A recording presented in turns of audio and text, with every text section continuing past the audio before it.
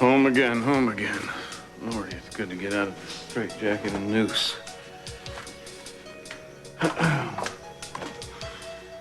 Mrs. Cobb and Samantha are fast asleep on the bed. Good. Boy, I'm glad this night's over. It was difficult for you tonight, wasn't it? I mean, I had to jump in and ask CC if he'd be your best man. I just couldn't seem to get the words out. It's hard for you to ask your dad anything, isn't it? Even if it's something he's happy to do for you. And the way you were stuttering it just was out of character. You get a charge out of watching me make a jackass out of myself? Not at all. I was just concerned, that's all. You're gonna be okay. Everything's gonna be okay. And in spite of everything, I'm very happy that we're getting married.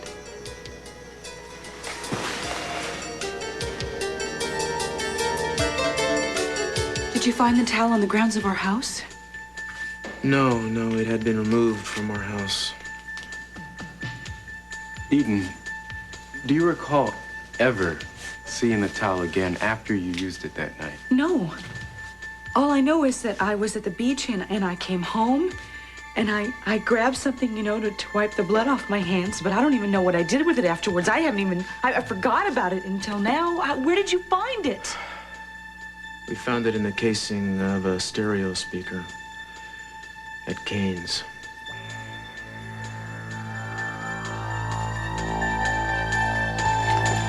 You know, if you were to ask me in for a drink at this juncture,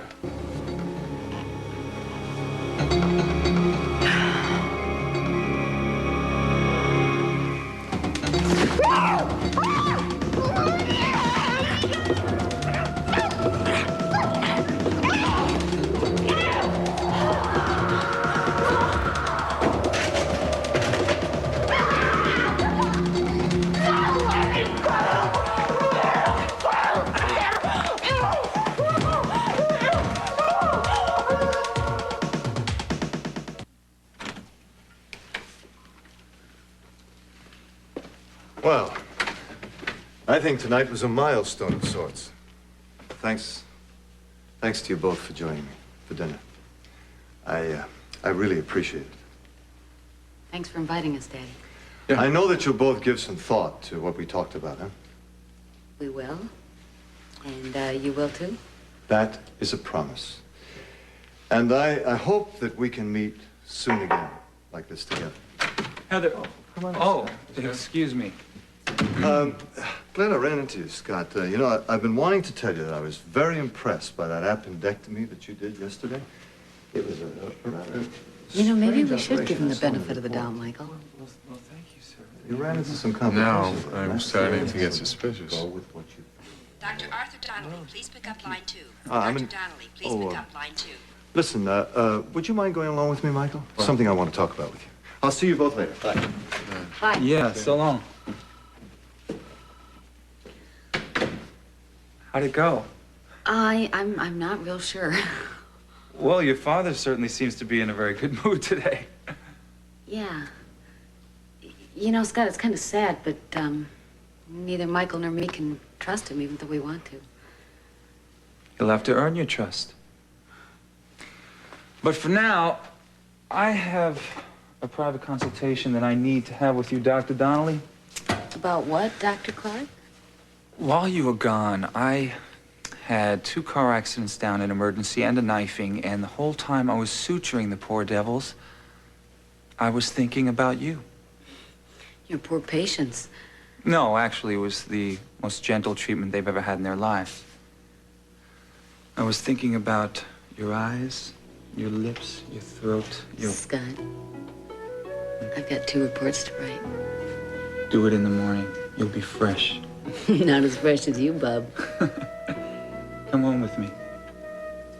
Scott, we were just together 2 hours ago, right here in the hospital. Which only goes to show you that I can't get enough of you. Okay, whose car do we drive? We'll think about that on the way down. Dr. Scott Clark, call 714. Dr. Clark, call 714. Oh, I don't believe it. I'll wait here for you. I love you. I love you too.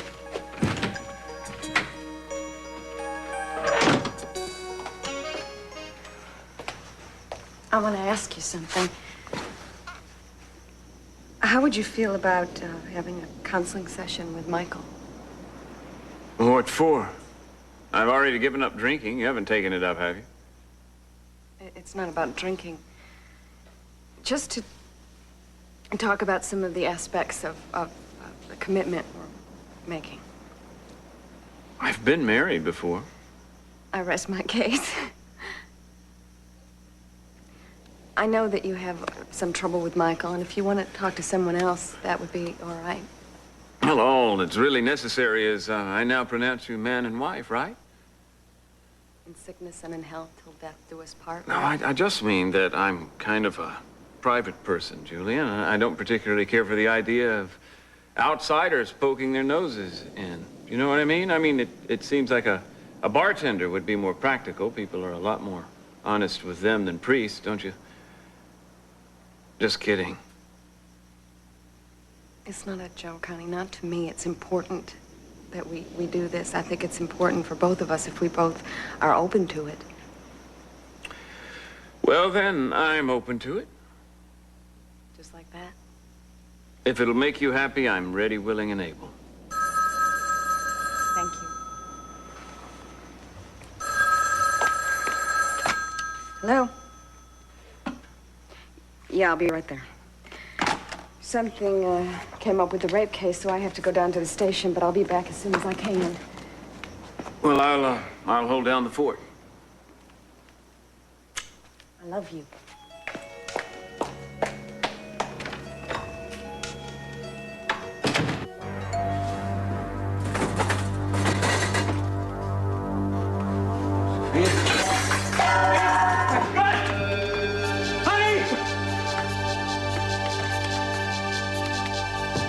Mr. Catwell, you have the guard seal the exits and call the police.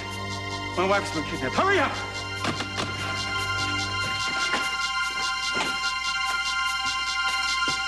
There's no way it could be Kane. I would know. I would know. Yeah, well, Boswell is convinced that it's Kane. Well, you're not, are you? Of course I'm not, but I do need to talk to him. Got an arrest warrant?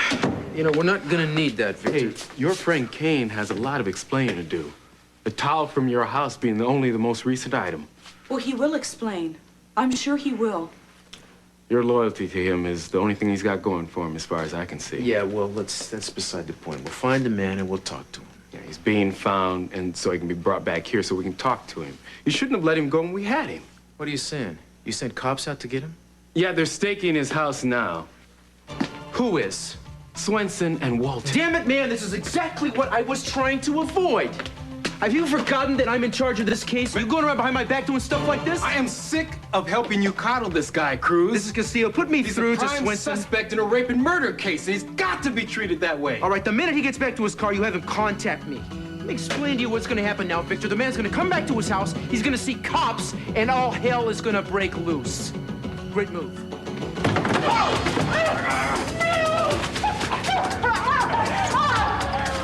Please don't hurt me. I'll be back for you later. Honey, it's all right. It's all right, baby. I'm here. It's all right, baby. You're safe.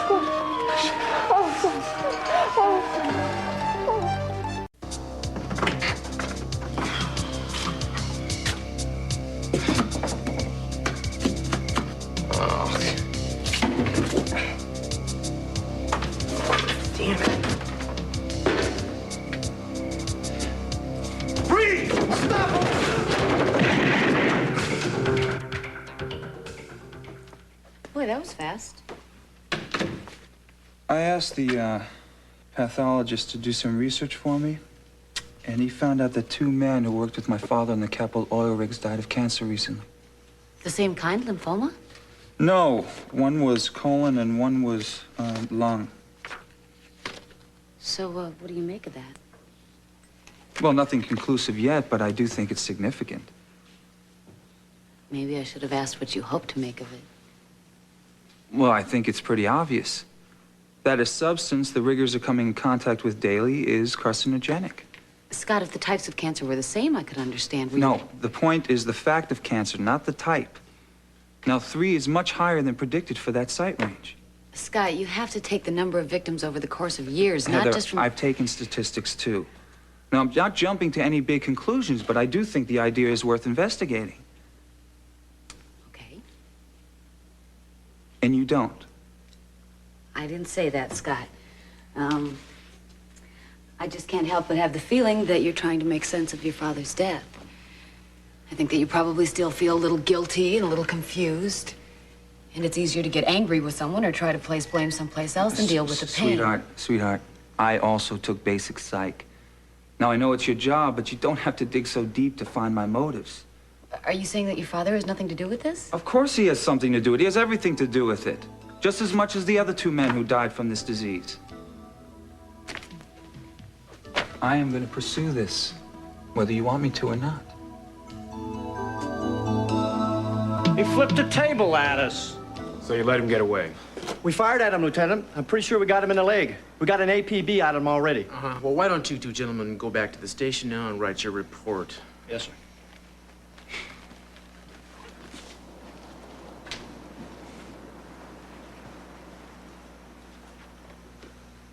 I could have your badge for this.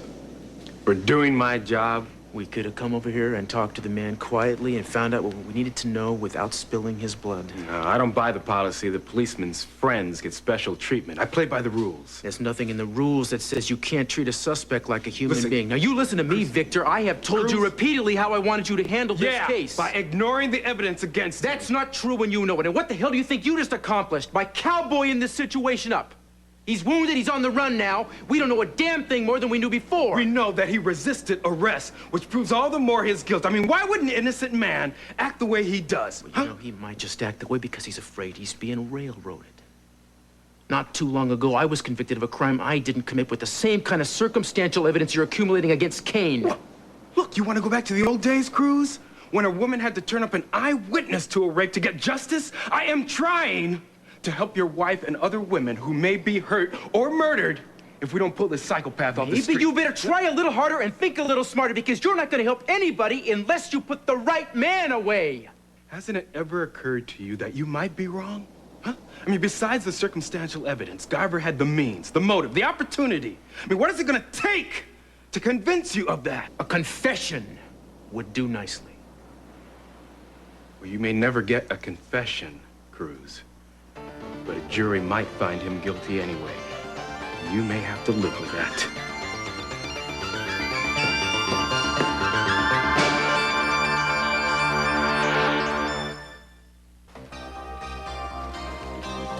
Nurse Roberts, please call 431.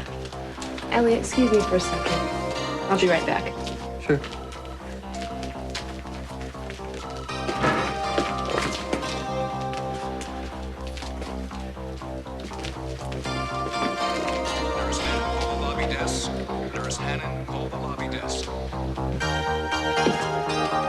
Hello, Elliot. Hi, Father. Did you find a son that you like? My mind keeps wandering, I guess. I'm having trouble concentrating. I understand. As much as I love reading, sometimes the printed page just doesn't make it. Sometimes I just want to be with people, somebody I care about, cares about me. Oh, well, you're lucky if you have friends like that. You must have somebody you feel close to in your life. Not anymore. They don't want to have anything to do with me now. You've been really great to me, Father, but you're not exactly a friend. I hope you're not offended by that. No. No, you want somebody that you've shared some experiences with. Somebody who really knows you. I'm sorry you feel your parents don't qualify. Look, I told you, my parents hate me. It's hard to believe. Well, it's true. When he found out I was gay, my father said he never wanted to see me again. And my mother? Well, she just went right along with him, the way she always does. They don't understand your lifestyle. It probably frightens them, but it doesn't mean they don't still love you. My father never loved me. This just gave him the excuse he needed. Elliot, I think if your parents knew that you were ill and alone, they'd put aside their anger, you know, but you're not gonna know unless you give them a chance. Look, you don't understand what they're like. My father would hate me even more for getting AIDS. It just proves to him what a sinner I am. Look, all I can tell you is that one of the things that gets me through life is I'm constantly amazed by people. When I'm let down and disappointed, the most unlikely person will do something so decent, so caring, that it turns all my negative feelings upside down. People astonish me with their goodness, if their willingness to overcome their worst fears and prejudices, if they feel you really need them. Your father may surprise you if you let him. If you'll give me permission, I'll contact. No, no way. I won't beg him for pity, and I don't want to let anybody else beg for me. Now, you don't understand. You just don't understand. Okay. Okay. All right. All right. I didn't plan on getting married until I was 75 or so, and then I thought I'd find some strong young filly, settle down with her, let her take care of me. Now, all of a sudden, I'm talking about lifelong commitments. Feel like a condemned man being forced to dig his own grave. Will you stop being so theatrical, Sonny? Just keep reminding yourself that Mason's marrying Julia, not you. Yeah, but I gotta go along for the ride and either let him take over or I'm stuck playing house all the time. You can't let him take over, Sonny. He'll bury you again for years. Now, just hold on a little while longer. Till you get Cece positioned where you want him, and then you can do whatever you want. We could just figure out a way to keep Julia from getting half. I got a way. I don't marry her. You can't do that. It's too late. Cece would become suspicious. He'd want to know why you backed out. He'd think you were unstable again. And they'd never let you take over Capwell Enterprises. Cece is very high on you, and he's just going to keep on getting higher. Yeah, he's even gonna be my best man. That's terrific. Who's going to be maid of honor? Eden. And get this, Julia's even dug her sister up from back east somewhere. She's flying in, too. Are you serious? Yep. Augusta's coming back to Santa Barbara? Yeah, why? She owe you money or something? No, I just didn't think she'd ever show up here again. Yeah, well, she's a-coming. What I know about her, you could fit in the hip pocket of a slug. Oh, don't worry about that. I'll fill you in on La Lockridge. First of all, she's a terrible snob. She a looker. Well, if you like the tall, dark, haughty, sleek type, you'll know who she is. By the way she looks down her nose at you. You'll feel like you left her fly open or something. She always made me feel like I had a run in my hose or lipstick smeared on my face.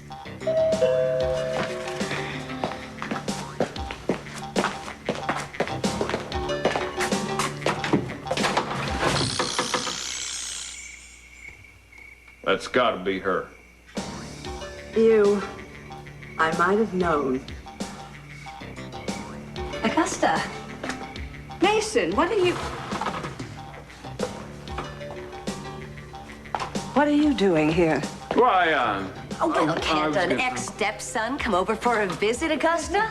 A visit? This is my house. And what is that tacky bed and breakfast sign doing outside? And what the hell are you doing here? Check the house twice, Mrs. Castillo, inside and out, and everything is secure. My partner and I will be right out front here if you need us. Okay, thanks, Garth. You're I hope welcome. I won't. Mm-hmm. Good night. Good night. Good night.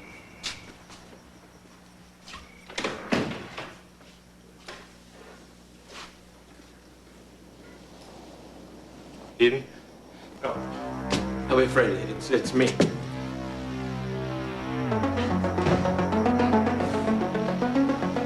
How did you get in? I came up along the beach. It's high tide. I guess the police don't want to get their feet wet. I didn't know where else to go. The cops are after me. I didn't rape you. And I didn't kill Andrea. You should know in your heart that I could never do anything like that. They found a towel, Kane, at your house that I used the night I was raped.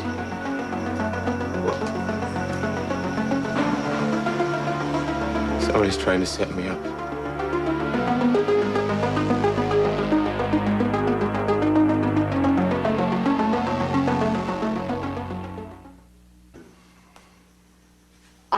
thought that he was going to kill me when he heard the sirens and saw the lights. But he didn't. He just said, I will be back for you. And then he ran away. He won't get near you again, darling. I swear to you, he won't. It was an incredible stroke of luck that you decided to return to her room, Mr. C. I think it's the first time I've ever been glad you didn't listen to me. Just wish I could have gotten my hands on him, that's all. You did something more important. You helped your wife. Yes. Listen to me. I don't want you to be alone. I'm going to take you home and stay with you. Well, you know what? I just don't think that I could go back to that hotel room, Cece. I'm talking about our home, darling. Our house. Please, if you'll go with me. I'd like to just for the night, if it's all right with you. It's all right with me. They have a statement ready for you to sign, and you can just sign it on your way out. Talk to you later, Cruz. Thank you. You all right? Thanks, Joe. Okay.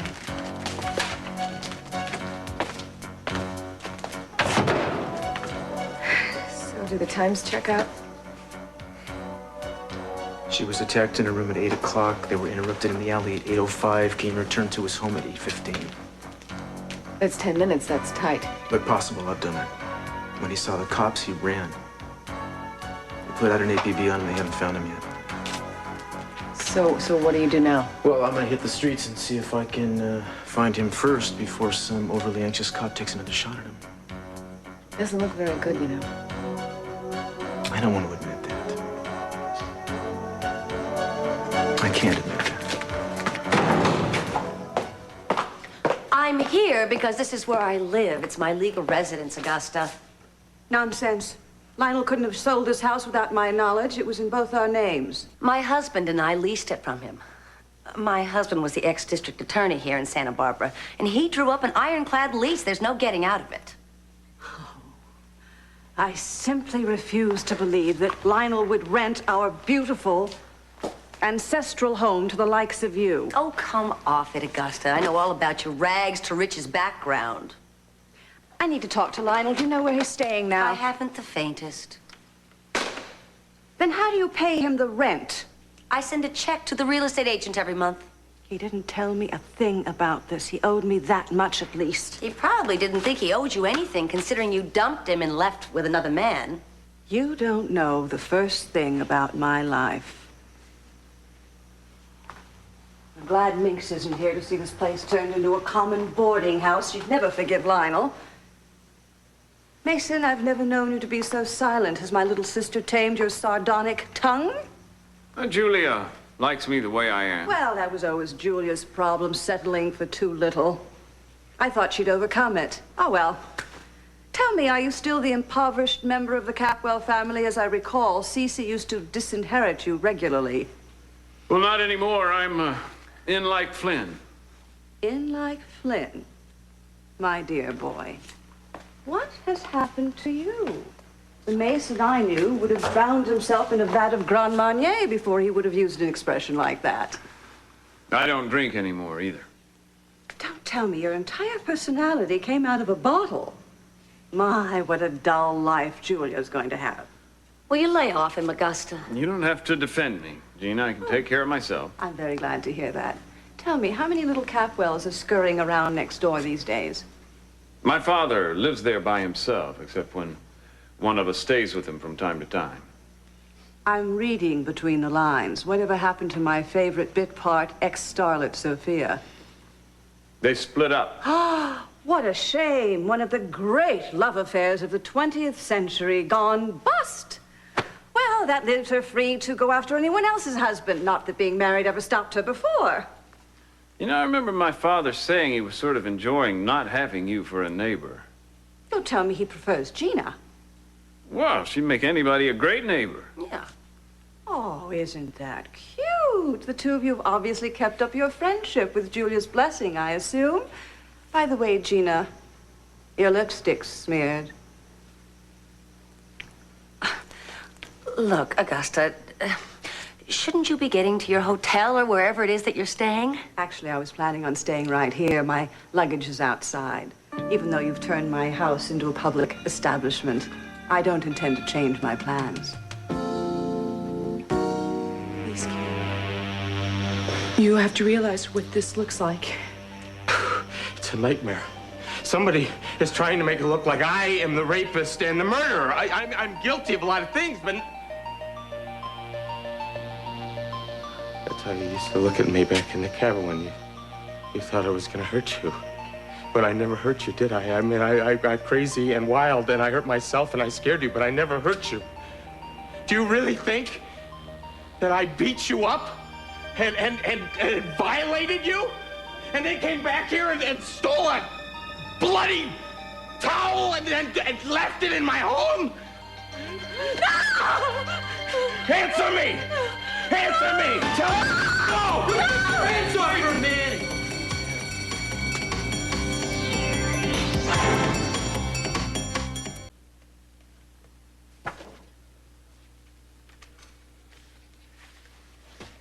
Well? You gonna get angry at me again if I tell you what I think? I thought reading over the material might give you a different perspective. It did, Scott. One of the men who died had left the rig several years ago and was working in a factory. The other one had a genetic history of cancer, and his mother and 2 siblings died. Yes, yet I'm aware of all that, Heather, but I keep coming back to the numbers.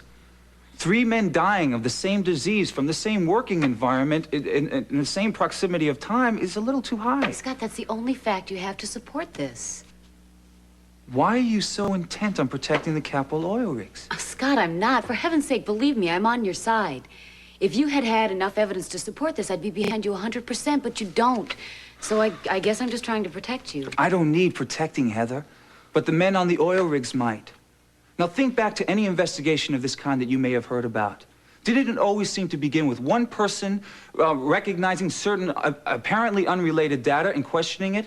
Facts that other people seem to dismiss or ignore? Scott, but you seem to already have your mind made up. No. That's a dangerous stance. No, that's not true. I'm just initiating an investigation, and I'll accept the results, whatever they are. What, and you don't think the fact that your father died from cancer is going to influence you at all? Of course it's going to influence me. It's going to make me work harder. But it's not going to influence my conclusions. I'm going to hold you to that, Scott. Will you do me a favor? Will you promise me to be calm and scientific? Remember that I love you?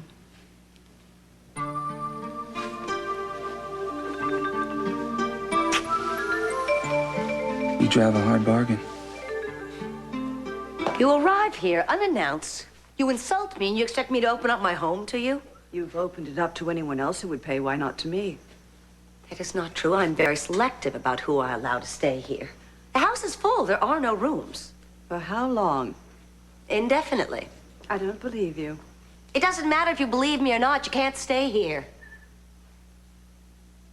Well, I guess I'd better be getting home to the little woman. The little woman? Julia? Mason, please don't leave. Why not? I'd like you to stick around for a little moral support. Gina, look, there's no need for a dispute. I apologize for my attitude, but this was my home. I lived here for years and years. I raised my children here. There are memories coming out of every nook and cranny. Family celebrations, birthdays, holidays. How can you turn me away?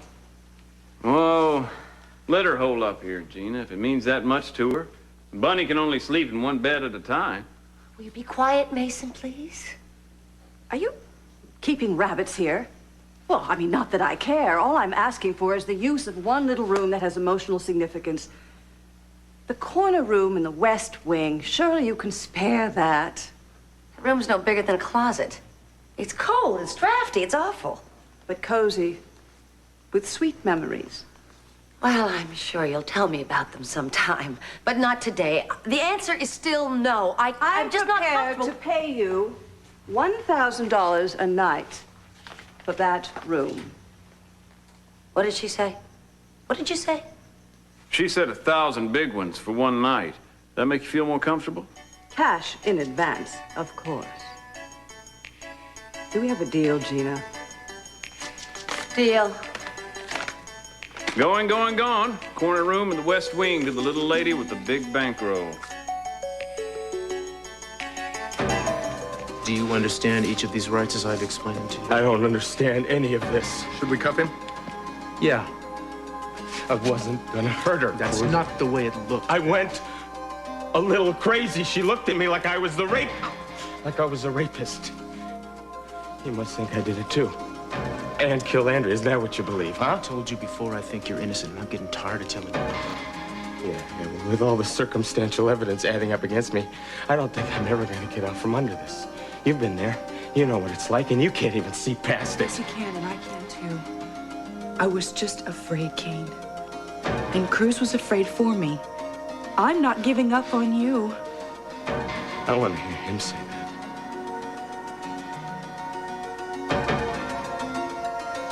Do you have an alibi for 8 o'clock tonight?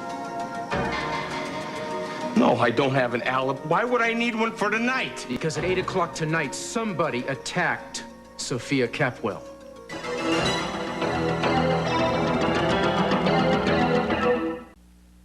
Elliot said no. He doesn't want his father to know about his condition, and that is his right. Well, I think the boy needs family around him right now.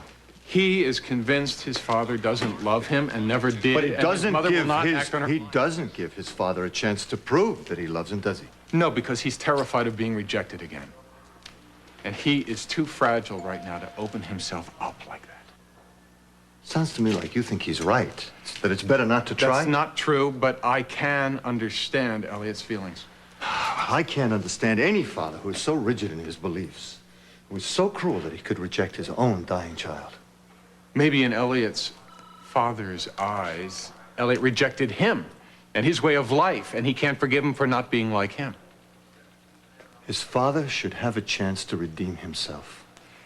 Maybe Elliot feels that if his father couldn't love and accept him in this life, then maybe it's too late to do it now. I can't believe that I'm hearing these words coming out of your mouth, Michael. I thought that priests were supposed to always... Don't talk to me about what a priest should be or... Let me finish. I thought the priests were supposed to always hold out the hope of redemption. You know that I've given up organized religion, yet I have the faith that it's never too late to make things better, at least to try to. I am only trying to help you understand Elliot's state of mind. I did everything I could to persuade him to let us contact his father because I do think it's worth the risk. Because I do think the man deserves another chance. But Elliot is convinced his father hates him and will only hate him more for his illness. He doesn't want his father to know, and that is Elliot's choice. Okay. Then this is our choice. We either give up right now, or we go against the boy's wishes. You mean play God? No. I'm not talking about hauling his folks in here to have a confrontation. I realize that could end up disastrously. But supposing that we went to them ourselves, then if we find out that the father is still intractable, we give up the whole idea. There is no harm done. And Elliot never has to know a thing about it. What do you say? Are you willing to give it a try?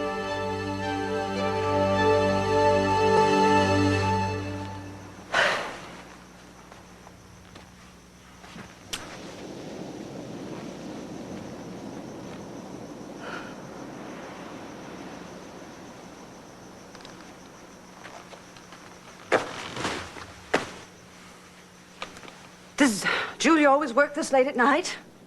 Well, I told you she had an emergency call. Huh.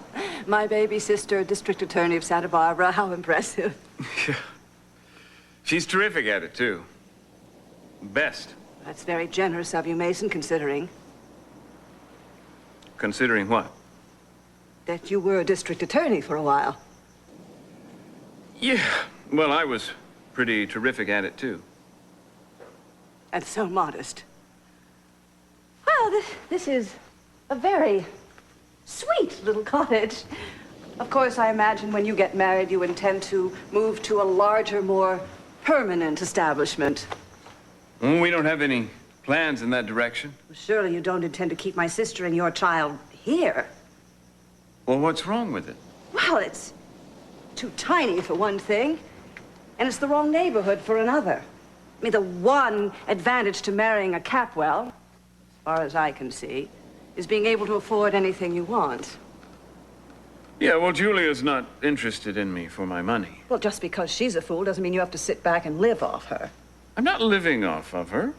I have a good job. Bring home the bacon. It sounds so middle class, Mason. Doesn't sound like you. Whatever happened to your irreverence, your je ne sais quoi? Well, he's fine. Thank you, but I'm ready to settle down now, Augusta. I think the three of us are going to make a dandy little family. That's being middle class, and I guess that's what we are. It's a very charming speech. I must give Julia credit. She really does have you housebroken. Now, hold on. No offense intended there. I mean, I'm envious. For years, I tried to domesticate my husband and keep the family together, but I didn't manage it. Of course, you know about all that. Oh, yeah, sure. Well, we're all scattered to the four winds. I do try to see my children on holidays, but they have their own lives, of course. Of course. How many are there? How many what? Kids? You can't tell me you've forgotten that already. I was just, kidding. What a night.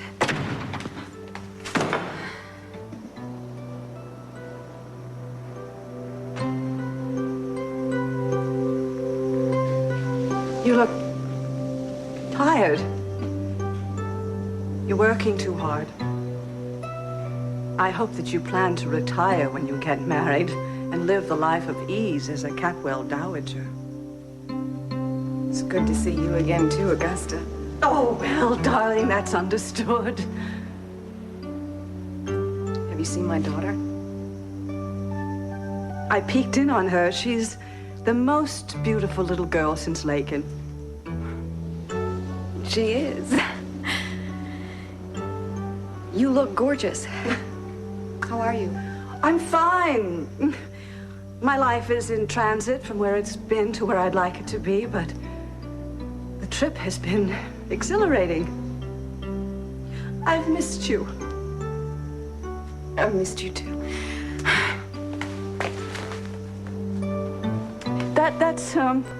That's why I had to come back for this very happy occasion. Mason and I were just talking about your future together as blissfully married couple. I bet you gave him some ideas. No, I didn't say a word. Well, I gave them a few suggestions. It's good to see that nothing has changed. Doesn't she look great? Yeah, top notch. I think this reunion calls for a little bubbly. Oh, what a good idea. I think there's some apple cider open in the fridge. I'll check. Apple cider? He's trying to stop drinking. Ah, maybe that explains the change in Mason. He has changed a lot, you know. He's been through a lot. He was in an accident. He was missing for... It's a long story. He's a little different, and I'll explain it to you later when we're alone. Well, let me just ask you one thing. Are you happy? Really happy? I'm living with a man I love. I have a daughter that I adore and a great job. What else could anyone want? You tell me. I have a feeling I'm going to get a lecture on where I'm going wrong. No. I just have one question for you. Okay. Would you please tell me what on earth is going on between Mason and Gina?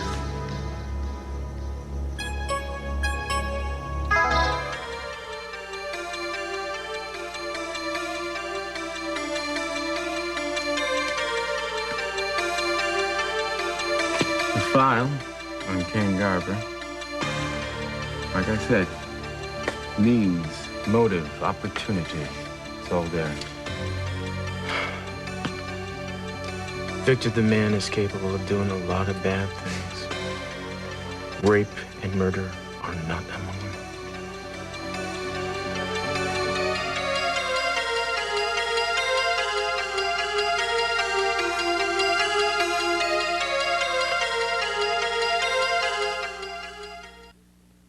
I'm Tom Brokaw. Tuesday night, get up-to-the-minute election returns and find out how the results will affect you.